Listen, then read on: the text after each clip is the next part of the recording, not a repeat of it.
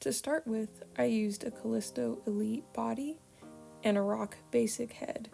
What's important with the head sculpt is that you want something that's bald and doesn't have facial hair, so I felt that the Rock not doing his eyebrow expression would maybe be the best place to start. Then I just used some acrylic paint to do a basic Mr. Iguana face paint. I wasn't too particular about being really neat when doing this because Mr. Iguana does wear sunglasses, and I knew that the eye part would be covered up by sunglasses at all times. After finishing the face paint, I went on to removing the decals from the Callisto body. I would recommend using gloves during this part. I didn't, and it tore up my hands. Here's what the body looks like after removing the tattoos. The next part is removing these plastic bits from his leg and then filling them in with air-dried clay. The reason I wanted to use a Callisto body for this build was I really liked this green leg that he had, the green and black acrylic leg paint he had on. I thought that would fit the Mr. Iguana theme really well, even though that's not the typical outfit we've seen him wear so far in the WWE. But the negative part of using this is having to take off these decals and then having to fill it in clay.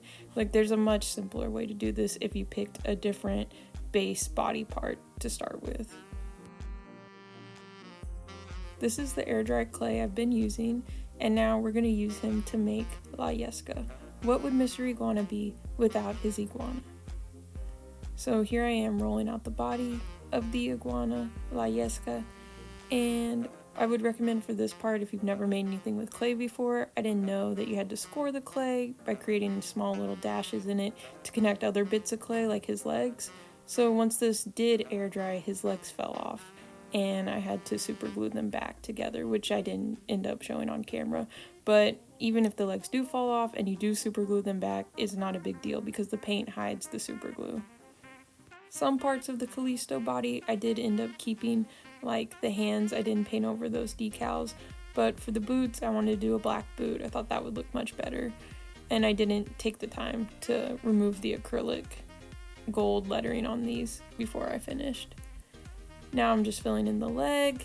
The paint wasn't an exact match, but I still like how it turned out. It's not really that noticeable.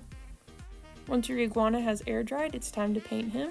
This is what mine ended up looking like once I slapped some paint on there. I ended up adding a vest and some sunglasses just to complete this look, kind of give him a costume. And this is the finished product. This is what it will look like if you use the Callisto Elite body and the Rock basic head sculpt. This is my first custom action figure, and I really liked how it turned out. If I was to do it again, I might use a bigger body just because Callisto is a smaller luchador than Mr. Iguana. Let me know if you've made your own custom Mr. Iguana action figure yet. What body did you use? What head sculpt? And thanks for watching!